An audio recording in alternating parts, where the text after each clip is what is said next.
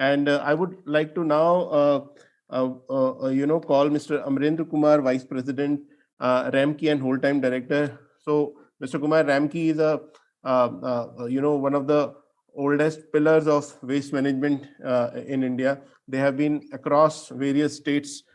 You have not only been working on plastics, but also hazardous, every set of waste. There is a brand called Ramky. So, what do you think that, considering this northern region specific geographical needs and requirements, what do you think that what are the ways and means we can scale these initiatives? What do you think that would require larger initiatives to approach the stakeholders, sensitize the masses around their responsibilities? Over to you, sir. Thank you, Kamalji, and first of all, congratulations for the second edition of this policy dialogue series. It was really intriguing, the first session, and I think the second session is also coming out very well. Thank you, Akram, for organizing this session equally well, just like last time. I would like to start with expressing my gratitude to Mr. S.P. Subudiji. Very grounded feedback as far as what the regulators feel about the plastic challenge which is there, and also to Shri K. Ramesh Kumarji. I think the point which you mentioned, it's still in my mind, the plastic check post. That's something as a concept, if at all, if you can scale something like this to across all these northern states, a change at scale can definitely be carved out. So very grounded feedback and very clear in terms of what initiatives will work and what won't work. But I would like to start with a step back, and I was just ruffling through some of the earlier speakers, and also about what this sustainable tourism is all about. And it ultimately boils down to a very simple definition, that a tourism that sustains and enhances the geographical character, and a geographical character of any location is its environment, its culture, the aesthetics, the heritage, and the well-being of its people. Right? So these are the five things. If any kind of tourism helps to enhance and sustain all of this, it's sustainable. And the first which comes is the environment part of it.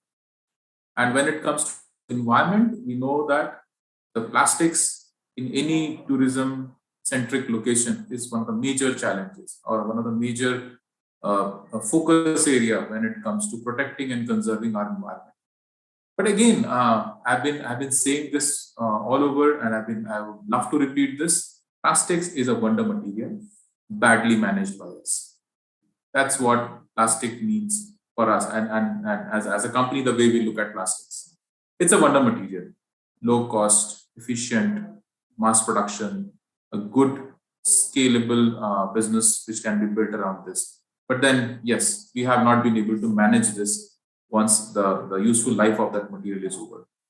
So, just to give you an example, and I have seen this at many places, a bottle of Kinley and a bottle of Lay's chips, both manufactured by the same company.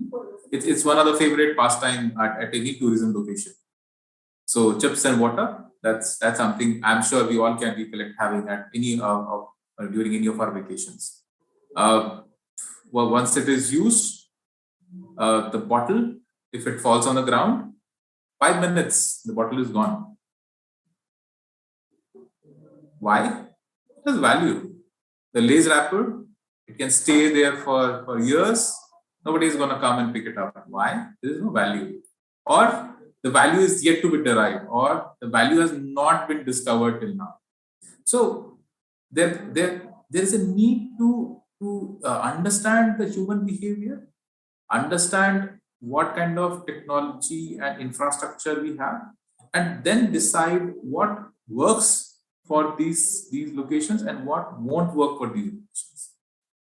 So I think a lot of the part of the problems and what could the possible solution has already been discussed. and I think we all agree to it. There is a need to relook at the kind of plastics which can be used in northern states and all these tourism-centric locations. There is a need to create a kind of a separate list of what's allowed, what's not allowed. Single-use plastics and banning it is a perfect idea of controlling it. But as we speak, the burden of tourism on our states is further going to accelerate. Two reasons. One, our Prime Minister has always been vocal about going local, and he has been promoting local tourism over global tourism for quite some time now. And we have just come out of a pandemic, and that's also is one of the reasons why the local tourism is gaining much more popularity compared to, because the travel options are restricted. So I think this topic is set at a very, very opportune moment. There is a growing local or a growing preference of local tourism. The use of plastics will further accelerate. There is a need for immediate control on how we can conserve our environment. So I think this dialogue should come out with some clear action points so that those can be taken on ground for very swift action. So as a company, what we think is I would like to restrict it to 6 action points, which as a company we believe can help accelerate the change, or at least to some extent catalyze the change. First and foremost, we all know there are difficult to recycle materials, small packets, sachets, materials made of multi-layer plastics. There is a need to immediately relook at that when it comes to its utilization in northern states or tourism-centric states. If it is difficult to recycle, rest assured, it will be very, very difficult to collect it back post-consumer and get it out of the local environment. Second, go local. When it comes to using any sort of alternate packaging or any sort of replacement, we need to ensure that the local availability of material is ensured, so that there are no long-term material security challenges. Third, and this I think point has been really deliberated quite a number of times, is implementation challenges. We have some of the very stringent policies, but when it comes to on ground, there are real infrastructure and implementation challenges. So how do we take care of those implementation challenges? The implementation challenges can be taken care by through infrastructure creation. We are very happy to serve Uttarakhand in the city of Dehradun, where Ramky is managing the municipal solid waste, both for door-to-door collection and also processing and disposal. And we are also keen to set up a waste to energy to take care of any non-recyclable fractions which are arising out of it. And we know that with the right infrastructure, with the right assets, and with the right focus on source segregation, a lot of these challenges can very well be taken care of. And I would look forward to feedback from Sukriti sir as to how does he feel, how are we able to manage the city of Dehradun. And I would also take this platform to take some honest feedback of how he feels our service as far as the city is concerned. But having said that, we have felt that once we have those right infrastructure and equipments in place, a lot of these challenges can very well be taken care of. And now, in fact, we are proceeding ahead to set up a MRF and do a Dehradun to ensure that further segregation of the waste is done in a scientific and technology-rich environment, so that the materials are put to good use rather than ending up at landfills or such locations. And I think in terms of infrastructure creation, I would like to go back to the point of using these hotels as not only as a service provider, but also as a catalyst for bringing this transformation. I really appreciate that point, that the touch point for any tourist who comes on to this state starts from the cab operators to the hotels, to the sightseeing, back to the hotels, to the restaurants, and then again, a cab or to the airport, or a cab to a bus station, or a cab to a train station, and then they go back to their location. So we need to look at all these touch points one by one, see how we can control the plastics in terms of their usage and in terms of collection post the usage is done. If we look at all these touch points and execute right infrastructure in place, I'm very confident that such challenges can very well be taken care of, and the reverse logistics can be managed in these locations as well. Next is what we feel is involving the stakeholders.